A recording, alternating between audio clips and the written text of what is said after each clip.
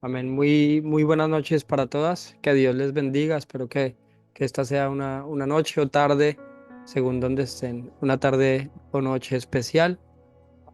Y bueno, como bien lo decía mi esposa, lo importante es siempre cuando vamos a tratar un tema de oración o cuando vamos a dirigirnos a la oración, es entender que nuestras oraciones no deben ser centradas en nuestros pensamientos en nuestros propios deseos, sino en los pensamientos y los deseos de Dios. Una oración correcta siempre está centrada en lo que dice Dios en su palabra. Es por eso que cuando abordamos la escritura tenemos que entender qué es lo que cada pasaje está hablando acerca de Dios y qué es lo que el pasaje está hablando acerca de la voluntad de Dios. Entendiendo lo que habla acerca de Dios y acerca de su voluntad, podemos entrar a entender lo que debemos orar. La oración no es pedirle a Dios que cambie su voluntad, sino que la oración es para entrar en su propia voluntad. Así que vamos a comenzar primero con la lectura. Me voy a disponer yo a leer el capítulo 16. Vamos a leer desde el versículo 1 hasta el versículo 15. ¿Vale? Espero que tengan su palabra allí con ustedes. Y dice la palabra del Señor así. Llegó también a Derbe y a Listra, y estaba allí cierto discípulo llamado Timoteo, hijo de una mujer judía creyente, pero de padre griego, del cual hablaban elogiosamente los hermanos que estaban en Listra y en Iconio. Pablo quiso que éste fuera con él, y lo tomó y lo circuncidó por causa de los judíos que había en aquellas regiones, porque todos sabían que su padre era griego. Y conforme pasaban por las ciudades, entregaban los acuerdos tomados por los apóstoles y los ancianos que estaban en Jerusalén para que los observaran. Así que las iglesias eran confirmadas en la fe y diariamente crecían en número. Versículo 6. Pasaron por la región de Frigia y Galacia, habiendo sido impedidos por el Espíritu Santo de hablar la palabra en Asia.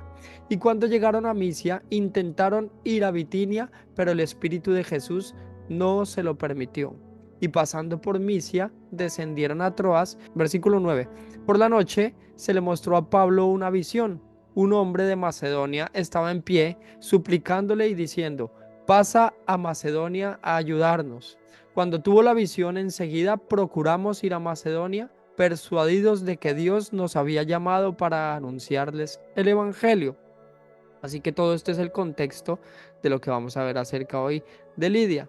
Así que, versículo 11, así que zarpando de Troas navegamos con rumbo directo a Samotracia y al día siguiente a Neápolis y de allí a Filipos, que es una ciudad principal de la provincia de Macedonia, una colonia romana. En esta ciudad nos quedamos por varios días y en el día de reposo salimos fuera de la puerta a la orilla de un río donde pensábamos que habría un lugar de oración.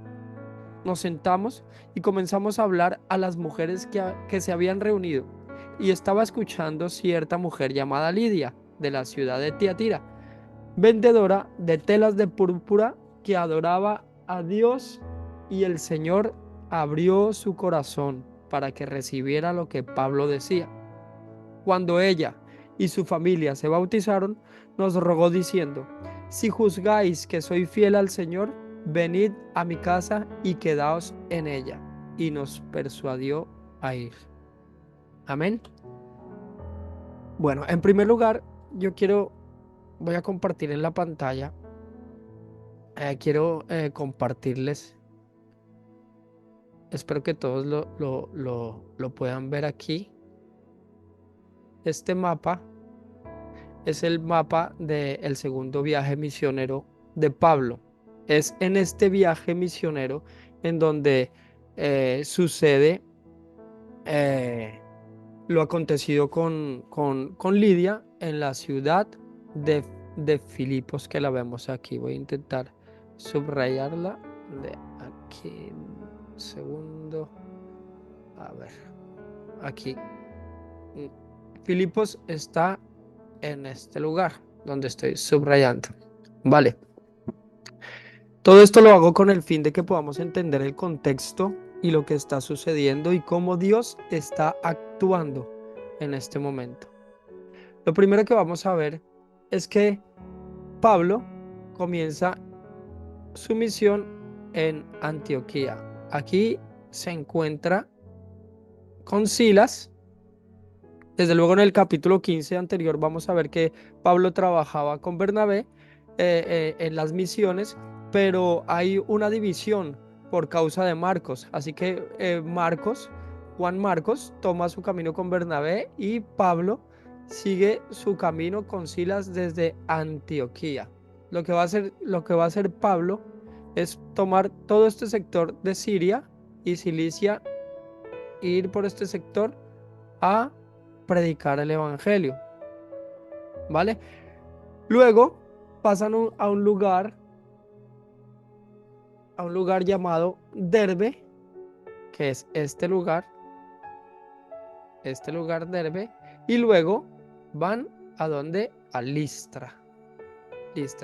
Es en este lugar, en Listra, donde Pablo encuentra a ese joven del cual hablaban muy bien, el cual tenía un gran testimonio, que es Timoteo.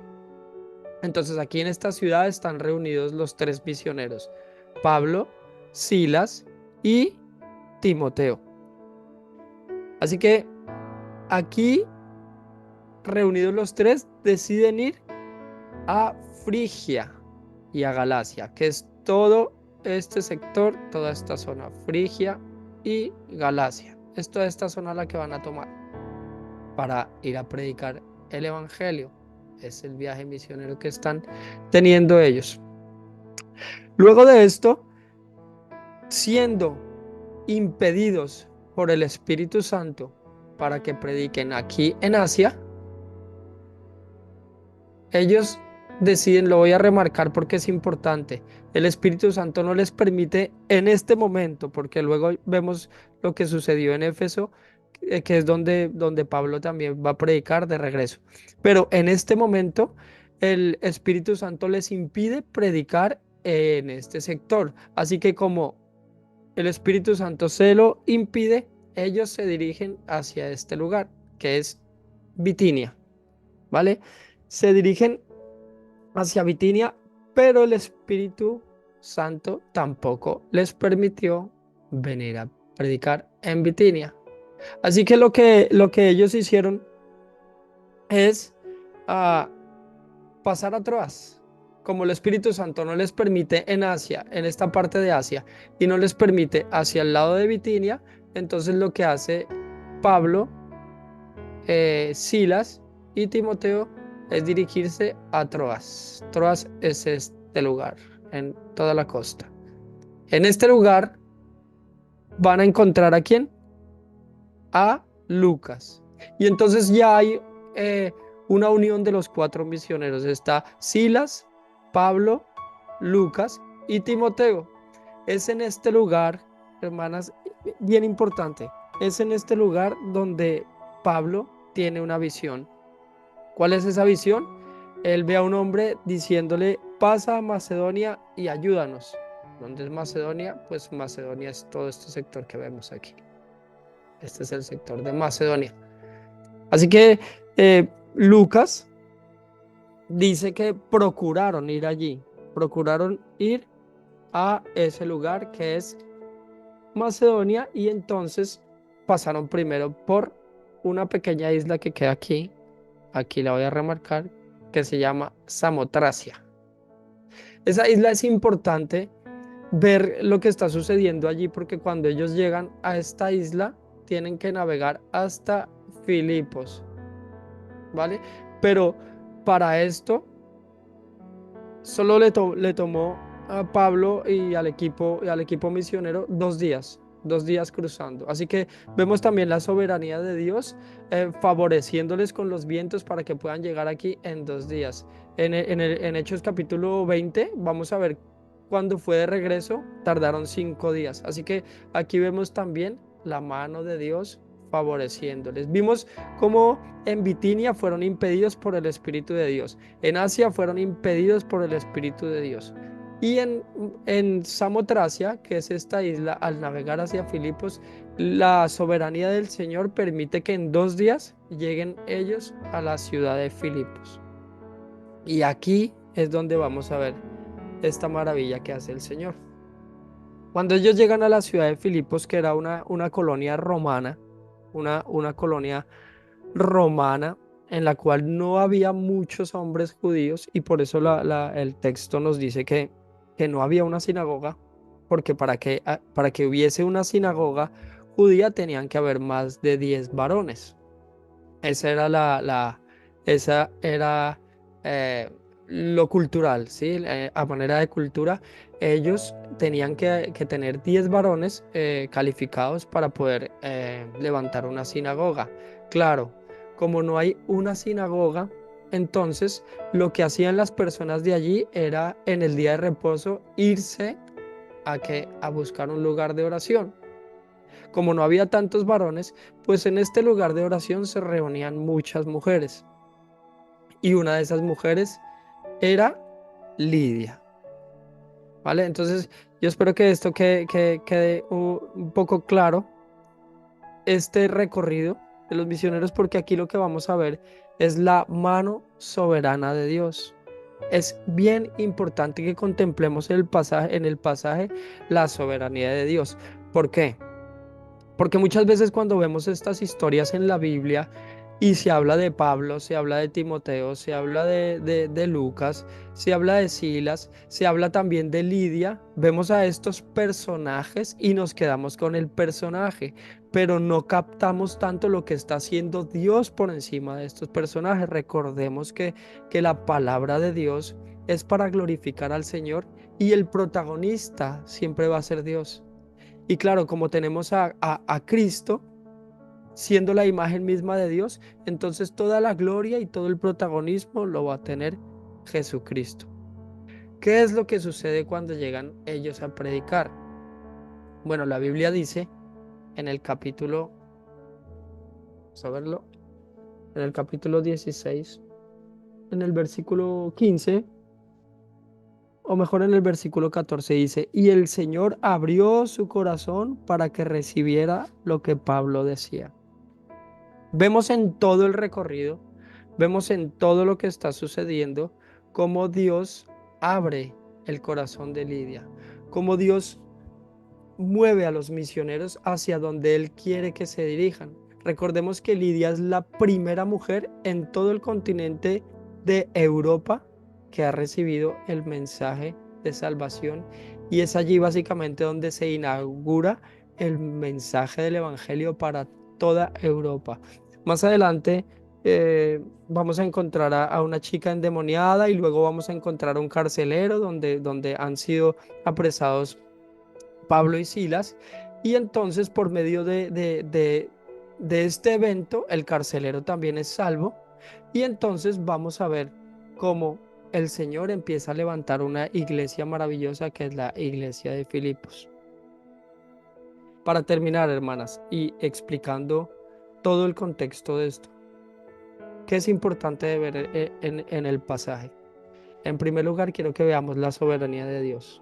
Dios tiene el control de absolutamente todo lo que sucede con su iglesia, y no solo con su iglesia, sino con toda la creación y el mundo entero. Por medio de su maravilloso, benevolente y misericordioso espíritu, Él ha decidido que hombres débiles, vasos de barro, puedan llevar el evangelio, pero hay algo bien importante. Ellos no van por por sus propias decisiones y méritos, sino van dirigidos siempre, lo podemos ver en el pasaje, siempre van dirigidos por el Espíritu Santo. La soberanía de Dios a través del Espíritu Santo los guía a ellos. Eso es en el tiempo de ellos. En nuestros tiempos, ¿cómo nos guía el Señor? ¿Cuál es la medida en que el Espíritu Santo nos guía hacia dónde debemos ir, pensar, actuar y vivir? Lo hace solo y únicamente a través de la palabra de Dios. Cuando hay personas que vienen y dicen, mira, Dios me ha revelado y Dios dice así, y empiezan a entregar nuevas revelaciones fuera de la palabra de Dios, ya podemos entender que eso no proviene de Dios, porque Dios nos habla a través de la palabra y es la única autoridad que nos entrega para poder entender cuál es la guía del Espíritu Santo. La Biblia dice que los hijos de Dios son los que son, ¿qué? Guiados por el Espíritu Santo. Ahora, con respecto y en el campo de la oración, sucede absolutamente lo mismo. Los hombres somos guiados, hombres y mujeres, me estoy refiriendo en el aspecto universal. Hombres y mujeres somos guiados por Dios por medio de la palabra del Señor. Y cuando nosotros vamos a orar, debemos ser guiados por la palabra del Señor también. ¿Qué sucedió aquí? Lidia es una mujer que era una prosélita, o sea, conocida de la cultura judía, pero ella no había sido regenerada, su corazón aún no había sido abierto para entender la verdad del Evangelio de Jesucristo. Es algo parecido a lo que sucedió con Pablo. Pablo era un maestro judío, era un fariseo de fariseos, conocía la Biblia, conocía los textos, conocía el escrito, la escritura, pero Pablo no tenía aún su corazón abierto para poder entender las cosas que son espirituales. El hombre natural nunca va a poder entender las cosas que son del espíritu. Así que Dios tiene que hacer una obra soberana. Y es importante poderlo aplicar aquí. ¿Por qué? Porque muchas veces cuando vamos a orar al Señor, ni siquiera tenemos claro si Dios ha hecho esa obra soberana en nuestros corazones. Y es nuestra responsabilidad, y ustedes, hermanas, como mujeres de Dios, como madres, deben ser responsables en examinar a la luz de la palabra si han sido regeneradas o no han sido regeneradas, si están en la fe o no están en la fe. Esto no se trata de obras, cómo me porto de bien, cómo vivo de bien, qué obras hago. Se trata de que la única forma de tener una conexión y una unión y tener paz con Dios es a través de la fe y a través del arrepentimiento. La fe y el arrepentimiento indican una unión con Dios a través del único intermediario que es Cristo Jesús. Es por Cristo Jesús que podemos tener acceso y entrar ante el trono celestial, ante el Padre. Eso creo que debe estar muy claro, porque lo primero que debemos examinar, en este caso, ustedes, mujeres, madres de familia, examinen a la luz de la palabra si realmente han sido regeneradas, si realmente Cristo es no solo su Salvador, sino su Rey. Que, que examinen a la luz de la palabra si ustedes han nacido de nuevo o no han nacido de nuevo. Porque si no han nacido de nuevo, todas las obras y todo lo que hagan son trapos de inmundicia para Dios. Pero Dios lo que está haciendo cuando la palabra es predicada es extendiendo misericordia para que todo aquel que en él cree no se pierda, mas tenga vida eterna. Eso en primer lugar, debemos examinarnos cada uno. Como somos padres, en este caso son madres de familia, nunca, pero nunca intenten querer convertir a sus hijos sin contar y someterse a la soberanía de Dios, que es el único que puede abrir un corazón y dar entendimiento, como sucedió con Lidia o como sucedió con Pablo. Así que dos cosas. La primera, examinarnos personalmente. Depende de nuestro nacimiento, podemos dar frutos de arrepentimiento, de que somos una nueva criatura, y reflejar esa luz a nuestros hijos. Eso en primer lugar. Y en segundo lugar, hermanas, qué importante es la vida de nuestros hijos. Pero ellos no van a ser renovados, ellos no van a ser regenerados por nuestra palabrería o por nuestra vana manera de vivir. Ellos, por la única forma, el único medio de regeneración para ellos es la predicación de la palabra del Señor correctamente y fielmente predicada. Correctamente y fielmente predicada. Así que de este pasaje podemos entender eso, sacar estas ideas y bueno, por medio de este conocimiento de que Dios es soberano, es el único que regenera, es el único que hace, es el único que destina, es el protagonista, la palabra en sí es nuestra guía para la oración, entonces ahora sí podemos comenzar un tiempo verdadero de oración. Sin este entendimiento de la palabra, nuestras oraciones muchas veces van a ser vanas y no van a ser conforme a la voluntad de Dios. La Biblia dice que aquel que pida conforme a su voluntad le será hecho. ¿Y cuál es la voluntad de Dios? Está en la palabra de Dios. Esa es la voluntad de Dios. Así que transformemos nuestras mentes, vayamos a los textos, conozcamos a Dios, conozcamos los atributos de Dios y conozcamos quién es Cristo, aquel que vino al mundo, se hizo uno de nosotros, fue a la cruz, murió, pagó por nuestros pecados, es nuestro sustituto en la cruz, resucitó al tercer día y luego ascendió a los cielos y está sentado a la diestra del Padre. Es Cristo el único medio, el único camino, y es en Él donde debemos poner nuestros ojos, puestos los ojos en Cristo, nuestro único mediador y nuestro consumador de nuestra fe. Amén, hermanas, que Dios les bendiga. Ahora les voy a dejar con Andrea, con mi esposa Andrea, para que tengan un hermoso tiempo de oración. Que Dios les bendiga. Nos gozamos mucho de que estén aquí reunidas con nosotros. Vivimos para esto, vivimos para que el Señor toque vidas, para que en medio de lo que Él nos permite hacer, podamos ser de bendición para más personas.